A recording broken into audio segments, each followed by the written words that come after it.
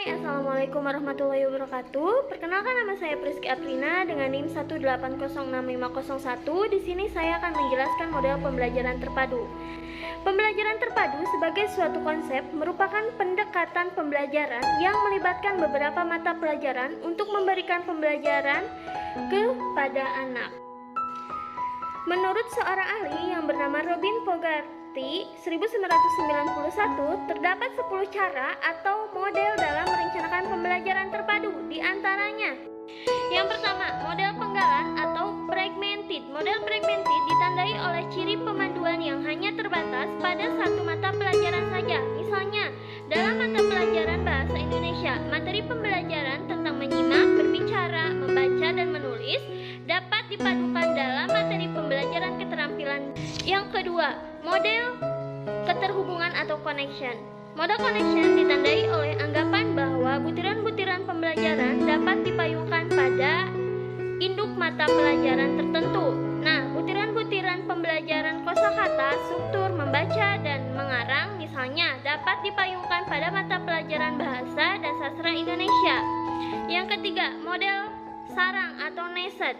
Model nested merupakan pemanduan berbagai bentuk penguasaan konsep keterampilan melalui sebuah kegiatan pembelajaran. Misalnya, pada 1 jam tertentu, seorang guru memfokuskan kegiatan pembelajaran pada pemahaman tata bentuk kata, makna kata, dan ungkapan dengan saran pembuatan keterampilan dalam pengembangan daya imajinasi, daya berpikir logis, menentukan ciri bentuk dan makna kata-kata dalam puisi.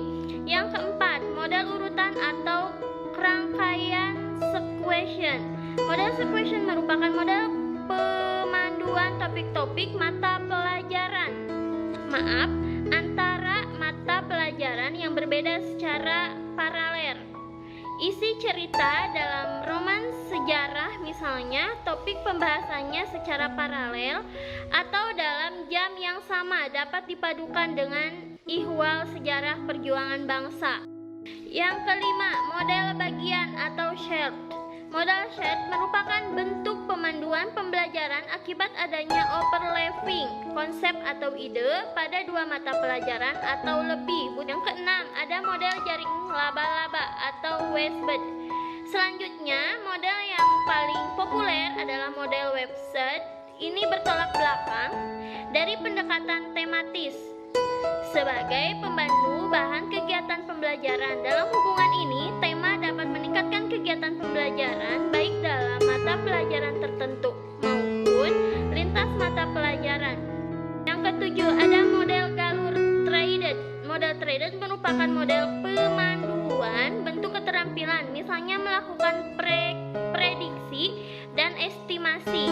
Dalam matematika, ramalan terhadap kejadian, antisipasi terhadap cerita dalam novel, dan sebagainya. Yang kedelapan, ada model keterpaduan atau integrate. Model integrate merupakan pemanduan sejumlah topik dari mata pelajaran yang berbeda tetapi esensinya sama dalam sebuah topik tertentu. Nah, topik esensi yang semula terdapat dalam mata pelajaran matematika, bahasa Indonesia, pengetahuan alam, dan pengetahuan sosial agar tidak membuat muatan kurikulum berlebihan, cukup diletakkan dalam mata pelajaran tertentu, misalnya pengetahuan alam, contoh lainnya. Terus yang kesembilan, ada model celupan atau immersion.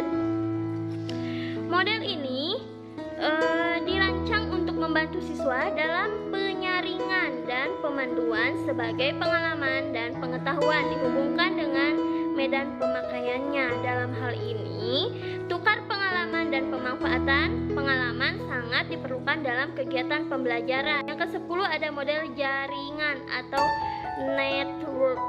Terakhir ya ini. Nah, merupakan model pemandu pembelajaran yang mengandaikan kemungkinan perubahan konsepsi, bentuk pemecahan masalah maupun tuntutan bentuk keterampilan baru setelah siswa mengadakan studi lapangan dalam situasi dan kondisi maupun konteks yang berbeda-beda.